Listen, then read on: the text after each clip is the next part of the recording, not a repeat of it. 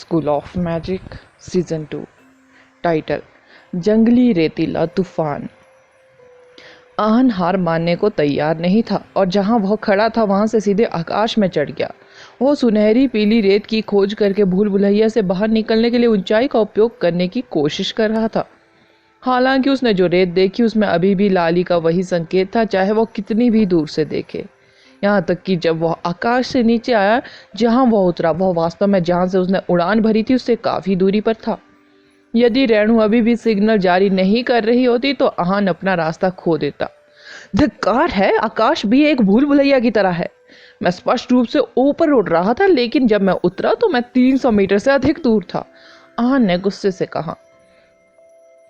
आप ऊपर क्यों नहीं जाते? जियांग ने सुझाव दिया। मेरा सुझाव है कि ऐसा ना हो। आकाश में भी ऐसा ही होने वाला है। यदि आहन बहुत ऊपर चला गया तो वह अपना रास्ता भी खो सकता है। यदि आकाश में उड़ान भरने से काम होता तो हो सकता है कि सुपर मैजिशियन भी हमेशा के लिए यहाँ नहीं फंसते। यह विश्वास न करने के बाद कि यह जगह कितनी खतरनाक है, रेणु ने कहा। आहन जितनी ऊंचाई पर उड़ान भरता वह जहां से उड़ान भरता उतनी ही दूर होता। यदि आहन को ऐसी ऊंचाई तक पहुंचना था जहां से वह 10 किलोमीटर से अधिक दूर निरीक्षण कर सके तो वह उसी क्षेत्र में वापस नहीं लौटेगा। आइए तंबू लगाए और बचाव का इंतजार करें, आदर्श ने सुझाव दिया। हमें निकास से बहुत दूर नहीं होना चाहिए।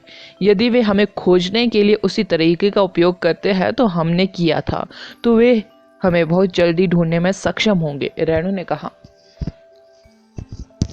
इसके बारे में बोलते हुए, क्या हम अपने परिवेश की जांच करने के लिए उसी तरीके का उपयोग नहीं कर सकते? हम इस स्थान को अपना केंद्र मानेंगे और एक सीधी रेखा बनाएंगे। यदि हम वास्तव में निकास से बहुत दूर नहीं हैं तो हमें इसे इस तरह से ढूंढने में सक्षम होना चाहिए, जियांग ने सुझाव दिया। चलो फिर कोशिश करते हैं, हम पहले तंबू लगा सकते हैं, आदर्श ने कहा। समूह ने जियांग के सुझाव का पालन किया और एक सीधी रेखा बनाई। दुर्भाग्य से वे अभी भी भूल भुलैया से बाहर निकलने का पता लगाने में विफल रहे।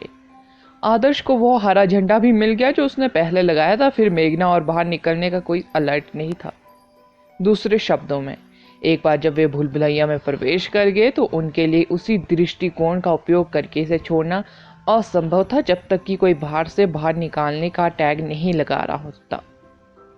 मुझे डर है कि इस भूल भुलैया का अराजकता तत्व में से कुछ लेना देना है। अराजकता तत्व यानी कर्स एलिमेंट से। मुझे कुछ समय दीजिए, मैं देखूंगा कि क्या मैं इसे हल कर सकता हूँ, जियांग ने कहा। जियांग का मुख्य एलिमेंट समनिंग था और उसका सहायक एलिमेंट केओस एलिमेंट था। यह स्पेस एलिमेंट की तरह ही एक अविश्वसनीय रूप से दुर्लभ एलिमेंट था। केवल एडवांस मैजिशियनों के पास ही इसे अवेक करने का एक निश्चित मौका था। अभी बहुत समय नहीं हुआ है जब आदर्श एडवांस पर पहुंच चुका था। इस प्रकार उसने वास्तव में अभी तक केओस एलिमेंट को काम पर नहीं देखा था। रेगिस्तान में भयानक भूल भुलैया किसी न किसी तरह केओस एलिमेंट से संबंधित होनी चाहिए, अन्यथा वे भी यही प्रकार तरीका अपनाकर बाहर निकलने का रास्ता खोज लेते। तंबू लगाने के बाद रेगिस्तान की भूल भुलैया कितनी भयानक थी, यह जानने के बाद समूह को अपना स्थान छोड़ने की हिम्मत नहीं हुई। यहाँ तक कि जब उन्होंने आसपास जांच करने की कोशिश की तब भी उन्होंने लाइन गठन को सख्ती से बनाए रखा। रात के समय रेगिस्तान अत्यधिक ठंडा था, लेकिन वे लापता मेघना को लेकर बहुत चिंतित थे। वे यह नहीं बता सके कि वह सुरक्षित थी या नहीं। रात में हवा तेज होगी जिससे रेत हवा में उड़ गई। छोटे छोटे तंबू अब रेत की तीव्रता का सामना नहीं कर सकते थे। आहन के पास तंबू की सुरक्षा के लिए वाटर शील्ड लगाने के अलावा कोई विकल्प नहीं था। रात उजली थी, रेगिस्तान की सुंदर रूपरेखा स्पष्ट रूप से दिखाई दे रही थी। वे कुछ रेत रोमड़ियों को भी इधर उधर घूमते और पलक झपकते ही गायब होते हुए देख सकते थे। 5 लोगों का समूह रात में बारी बारी से पहरा करता था।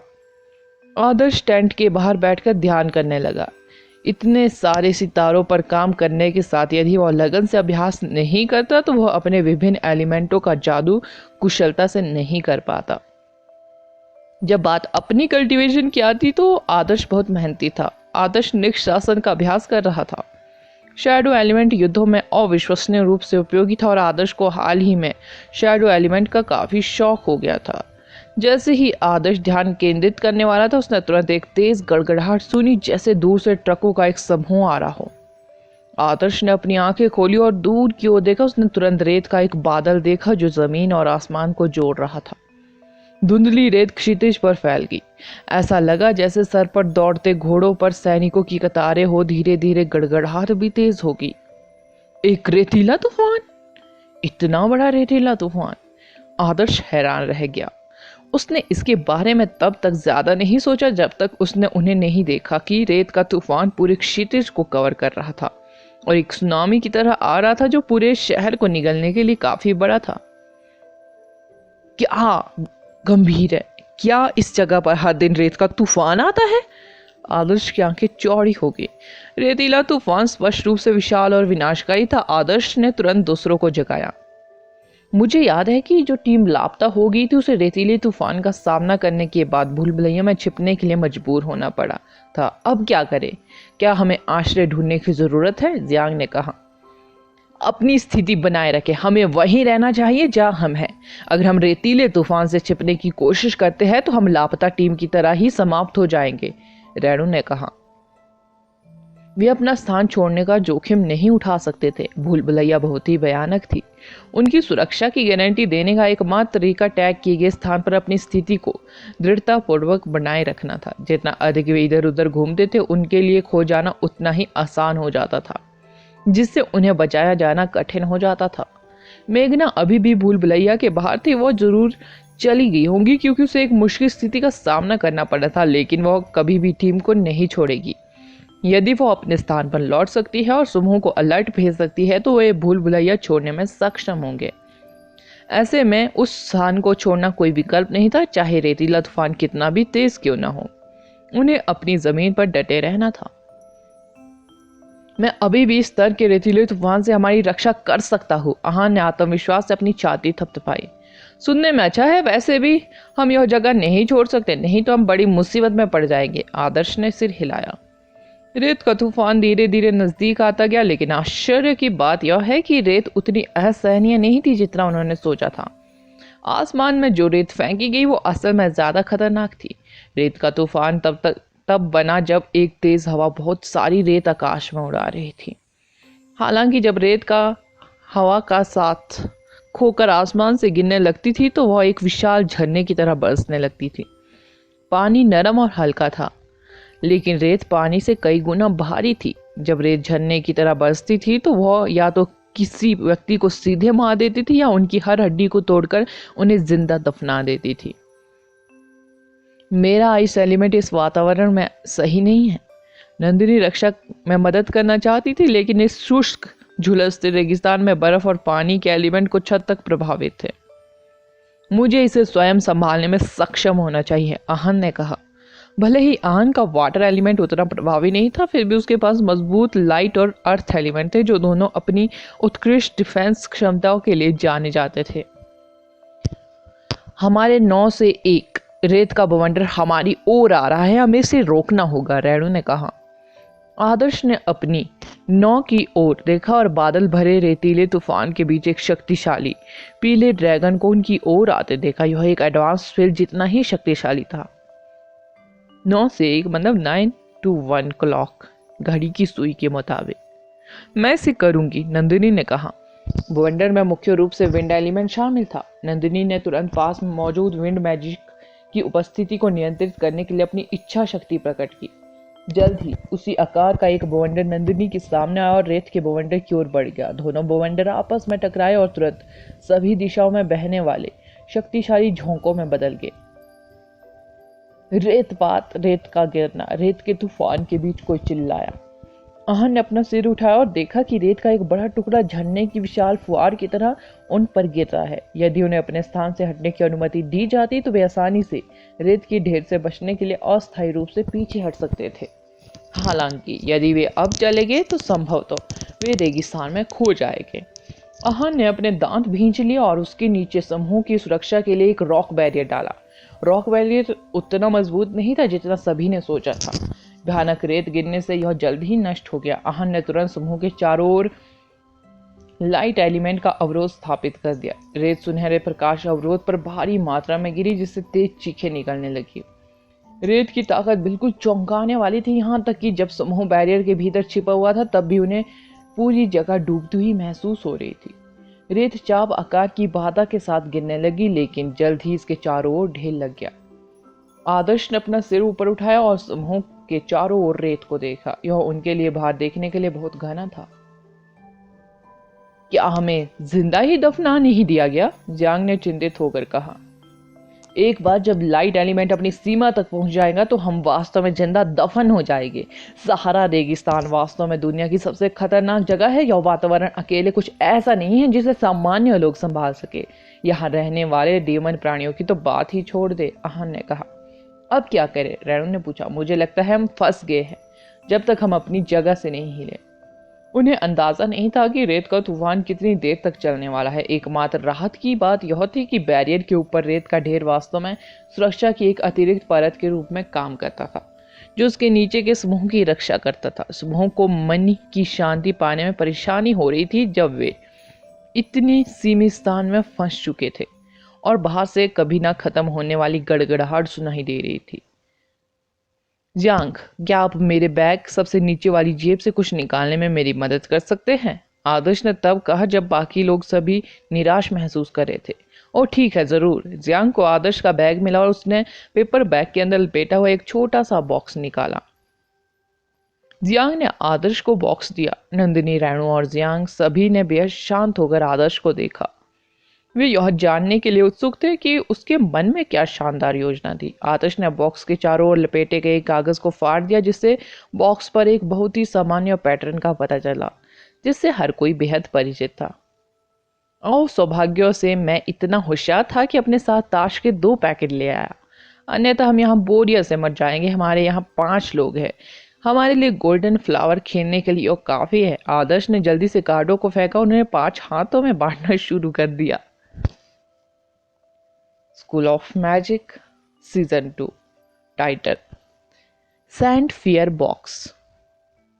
समूह अभी भी रेत की तूफान की आवाज सुन सकता था, जैसे मोटी रेत की बाधा के माध्यम से किसी के रोने की आवाज। कोई नहीं बता सकता था कि वह कितने समय तक चलेगा। आदर्श, क्या वास्तव में ताश साथ लाने के मूड में नहीं है? हम रेगिस्तान में रास्ता भटक गए हैं, मेघना भी लापता है, हम अब रेत के नीचे फंस चुके हैं और आपका अभी भी खेलने का मूड है। जियांग ने आदर्श से गंभीरता से कहा। तो आप क्या निश्चित है आप आगे नहीं चलेंगे? आदर्श ने पूछा। हाँ, जियांग ने गंभीरता से सिर हिलाया। मैं पीछा नहीं कर रहा हूँ, तुम्हारा हाथ निश्चित रूप से मेरे हाथ से बड़ा है। जियांग ने हाथ जोड़ दिया, हालांकि उसका दिल उच्च गुणवत्ता वाले सोल सीड पीस को फेंकने के लिए दुख कर रहा था। आदर्श ने वास्तव में आधे सोल ग्रेड सीड से शर्त बढ़ा दी थी। यदि जियांग ने पीछा किया तो वह और भी अधिक खो देगा। जैसे ही जियांग ने मोड़ा, आदर्श ने राउंड जीत लिया। उसने तुरंत सोल सीड पीसेस को खींच लिया, जिनकी कुल कीमत 8 मिलियन थी। यह उसकी लिटिल फ्लेम बेले के लिए आधा टिन दूध पाउडर था। वो ताश खेल रहे थे और उसमें शर्त लगा रहे थे। अरे अभी पैसे मत लो, हमें अपने कार्ड दिखाओ। मेरे पास सबसे बड़ा कार्ड है, आदर्श ने मुस्कुराते हुए उत्तर दिया। फक मी, धिक्कार है, जब मेरे पास एक जोड़ी थी तो मैंने उसे मोड़ दिया। आदर्श, तुम गधे हो। वैसे मुझे लगता है कि रेतीला तूफान कमजोर हो रहा है। जीतने के बाद भागने की हिम्मत मत करना। कार्ड बांटो, मैं इसे वापस जीतने जा रहा हूँ। रेतीला तूफान सचमुच कमजोर हो रहा था। यह मानते हुए कि मेघना शायद अपनी स्थिति में वापस आ गई है, समूह ने दूसरा राउंड नहीं खेला। उनके ऊपर जमा रेत को हटाने में समूह को काफी समय लग गया। वे यह देखकर आश्चर्यचकित रह गए कि जिस क्षेत्र में वे थे वह एक ऊंचे रेत के टीले में तब्दील हो चुका था। यह पागलपन है। यहाँ की ऊंचाई अचानक 10 मीटर से भी अधिक है। आहन ने क्षेत्र का अवलोकन किया। वह अब उस स्थान को पहचान नहीं सका। इलाके को देखते हुए जो पहचान से परे बदल चुका था। अगर वे एक ही स्थान पर रहने की जिद नहीं करते तो उन्हें लगता कि रेतीले तूफान ने उन्हें एक अलग रेगिस्तान में उड़ा दिया है। यह स्थान रेत के समतल क्षेत्र से रेत के टीलों वाले घुमावदार भूभाग में बदल चुका था। यह अविश्वसनीय था। पीली रेतीली धूल अभी भी हवा में तैर रही थी। अंततः इसे साफ होने में कुछ घंटे लग गए। समूह उम्मीद कर रहा था कि मेघना लगभग 1 किलोमीटर दूर खड़ी होकर संकेत भेज रही होंगी, लेकिन वह क्षेत्र पूरी तरह से खाली था। मेघना का कोई संकेत नहीं था। हम शायद यहाँ इंतजार करने के बारे में नहीं सोच सकते। जियांग हिल गया। उसने पास के रेत के टीलों पर नजर डाली और कहा, तुम्हें पता है कि रेत का तूफान कितना तेज था? इसने इलाके को पूरी तरह से बदल दिया। यह जगह पहले जैसी दिखती थी, जिससे यह बिल्कुल अलग है अब। शायद हम निकास से केवल 1 किलोमीटर दूर नहीं, और शायद मेघना ने कभी अपना स्थान नहीं छोड़ा है। हम उस स्थान पर खड़े नहीं है जहां हमें होना चाहिए था। यह भी संभव है, अन्यथा यदि वह केवल 1 किलोमीटर दूर है तो हम उसे क्यों नहीं देख पा रहे? मैं उसे 5 किलोमीटर दूर तक भी नहीं देख सका, आहन ने कहा। मैं आपको विश्वास दिलाता हूं कि रेगिस्तान लापता हुई कई टीमों के भी यही विचार थे। वे सोचने लगे कि आप जैसे लोगों के कारण एक ही स्थान पर इंतजार करना व्यर्थ है।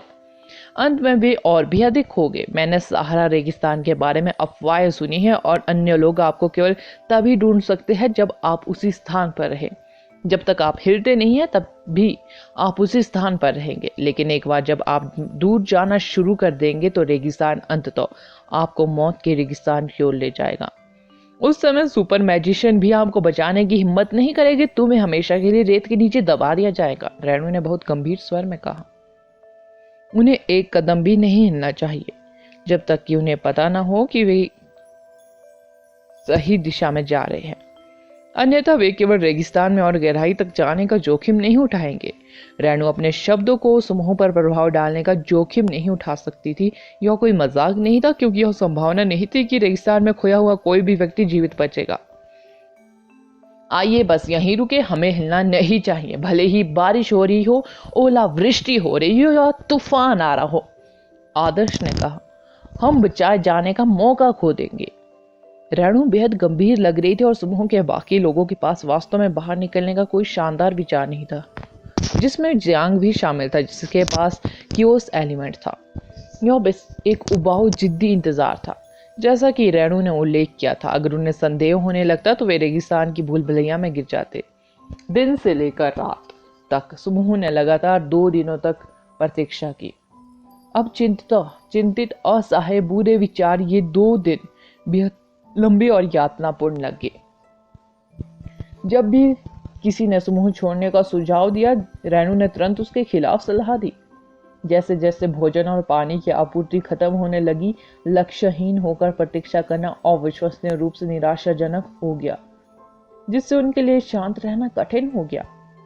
इस प्रकार रेगिस्तानी भूल भुलैया अब केवल एक भूल भुलैया नहीं थी, बल्कि यात्रियों की मानसिक शक्ति की परीक्षा थी। यदि कोई टीम एकीकृत नहीं होती तो सदस्यों को बहुत आसानी से मानसिक रूप से टूटना पड़ता। सौभाग्य से 5 लोगों को एक दूसरे पर बहुत भरोसा था। कभी कभार कुड़कुड़ाने के अलावा वे धैर्यपूर्वक प्रतीक्षा करने को तैयार थे। कहो, क्या हम सच में लंबे समय तक इंतजार करने जा रहे हैं? आहन ने मुड़े हुए चेहरे के साथ कहा। इंतजार? निसंदेह हम प्रतीक्षा करेंगे। क्या आपने सुना नहीं कि रेणु ने अभी क्या कहा? आदर्श ने दृढ़ता से उत्तर दिया। क्या आप मेरे प्रश्न का उत्तर देने से पहले वहां रेत के टीले के टॉप पर एक नजर डाल सकते हैं? आहन ने एक रेत के टीले की ओर इशारा किया, जहां धीरे धीरे एक हल्की धूसर आकृति दिखाई दी थी। आदर्श ने दिशा की ओर देखा, और डीमन प्राणियों की एक लंबी टोली को दूसरी तरफ से पार करने के बाद रेत के टीले पर दिखाई दिया। वे समूह की ओर बढ़ने लगे। यदि यह सिर्फ एक साधारण रेत लोमड़ी होती तो समूह शांत रह जाता। समस्या यह होती कि रेत लोमड़ियों का दल सामान्य रेत लोमड़ियों की तुलना में बहुत बड़ा था। वे लगभग परिपक्व बैल जितने बड़े थे। उनकी पूंछें बहुत लंबी थी, कुछ को चलते समय जमीन पर घसीटा गया, जबकि अन्यों की पूंछ सीधी थी और रोएदार सांपों की तरह लहरा रही थी। लोमड़ियों के नुकीले दांत और पंजे बेहद तेज थे। पहली नजर में कोई भी बता सकता है कि वे मित्रवत नहीं थे। उनकी आंखों में हरी झिलमिलाहट स्पष्ट रूप से उनकी भूख और बर्बरता को प्रदर्शित कर रही थी। सैंडफियर फॉक्स, डीमन प्राणी एक्सपर्ट। जियांग ने तुरंत इस प्रजाति को पहचान लिया। उसका दिल तेजी से धड़कने लगा। आमतौर पर ये सैंडफियर फॉक्स अकेली होती थी, क्योंकि ये मजबूत जीव अपने स्वयं के क्षेत्र में रहना पसंद करते थे। हालांकि ये सैंडफियर फॉक्स एक झुंड में घूम रही थी, जैसे कि वे एक नए निवास स्थान की ओर निकल रही हो। यह काफी अविश्वसनीय दृश्य था। ये सैंड फेयर फॉक्स आमतौर पर दबंग किस्म की थी, जो अन्य प्रजातियों के क्षेत्र में घुसपैठ करती थी, मांग करती थी कि वे अपने घरों को छोड़ दे। फिर भी सहारा रेगिस्तान में उन्हें एक स्थान साथ रहने और कहीं और जाने के लिए मजबूर होना पड़ा। क्या इन प्राणियों से निपटना मुश्किल है? आदर्श ने पूछा। सैंड फेयर फॉक्स सीधे उनकी ओर बढ़ रहे थे। उनके भूखे दिखने से लड़ाई स्पष्ट रूप से अपरिहार्य थी। सबसे महत्वपूर्ण बात यह है कि उन्हें वही रहना था जहां वे थे। जियांग ने विकृत भाव से कहा, उनसे निपटना बेहद मुश्किल है। क्या हमें उनसे बचना चाहिए? अहन ने सुझाव दिया। मेरी गांड से बचे? हम इन छोटे जीवों को आसानी से मिटा सकते हैं और अपनी आपूर्ति को पूरा करने के लिए कुछ सूखे लोमड़ी का मांस तैयार कर सकते हैं, आदर्श ने कहा। आदर्श एक युद्ध प्रिय पागल था। उसे ऐसा लग रहा था जैसे वो रेगिस्तान में बोरियत से मरने वाला है। इस प्रकार वह खुद पर कब्जा करने के लिए, डीमन प्राणियों से लड़ने के लिए काफी उत्सुक था। वह न केवल अपने स्पीलों से परिचित हो सकता था, वह आत्मा के रेमनेंट भी एकत्र कर सकता था और कुछ अतिरिक्त पैसे के लिए कुछ दुर्लभ हड्डियां, पंजे या त्वचा भी लूट सकता था। वह ऐसा क्यों नहीं करेगा आखिर? लड़ने के लिए तैयार हो जाओ। हम इस जगह को छोड़ने का जोखिम नहीं उठा सकते, रेणु ने निर्णायक रूप से आदेश दिया। आदर्श, जियांग, नंदिनी और अहन ने सैंड फेयर फॉक्स के आने का इंतजार करते हुए खुद को तैयार किया। यदि डीमन प्राणी चतुर होते तो वे समूहों से बचते। यदि वे लड़ाई के लिए तैयार थे तो डीमन प्राणियों के झुंड के लिए पलायन करना आवश्यक नहीं था, क्योंकि यह स्थान उनकी कब्रगाह बनने जा रहा था। अरे, क्या उनकी संख्या कुछ ज्यादा नहीं है? मुझे ऐसा क्यों लगता है कि वे वास्तव में जा नहीं रहे हैं? जियांग ने कुछ देर बाद धीरे से कहा। रेत के टीले पर और भी सैंड फेयर लोमड़ियां दिखाई देती रही। यह एक लंबी सेना से अविश्वसनीय रूप से और ज्यादा लंबी सेना में बदल चुकी थी। इसके अलावा ये सैंड फेयर फॉक्स एक सीधी रेखा में उनके पास नहीं आ रही थी। वे धीरे धीरे अलग अलग टुकड़ियों में बंट रहे थे और रेत के टीलों पर बिखर रहे थे, जैसे सैनिकों की एक सेना युद्ध से ठीक पहले अपनी स्थिति में बना रही थी। मुझे ऐसा क्यों लगता है कि वे हमें घेरने की कोशिश कर रहे हैं, अहन ने कहा। सैंड फेयर फॉक्स का दल धीरे धीरे समूह के चारों ओर रेत के टीलों में फैल रहा था।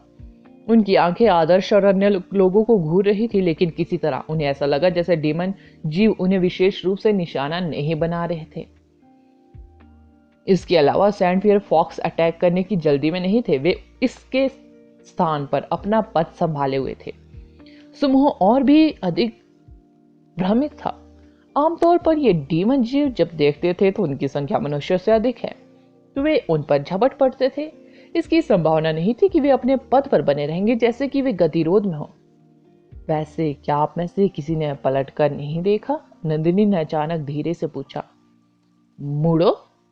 हमें क्यों मुड़ना चाहिए? जो तो मुझे से पहले कि आदर्श अपनी बात पूरी कर पाता, वह अपने पीछे रेत के टीलों पर बिखरी अनगिनत लाल लाल आकृतियों को देखकर चौंक गया। जंगली बिच्छू, क्रिम्सन जंगली बिच्छू। समूह का ध्यान सैंड फेयर फॉक्स की भारी संख्या पर इतना केंद्रित था कि वे अपने पीछे मौजूद लाल लाल जहरीले बिच्छुओं से पूरी तरह अनजान थे। ये जहरीले बिच्छू दूर से नहीं आते थे, वे रेत से रेंग रहे थे और उनकी संख्या बढ़ती जा रही थी। वे लाल रंग के सैनिकों की एक सेना में बदल गए थे और शानदार दृश्य देखने में बेहद भयानक था। अगला एपिसोड जानने के लिए बने रहे मेरे इस चैनल के साथ। Thank you.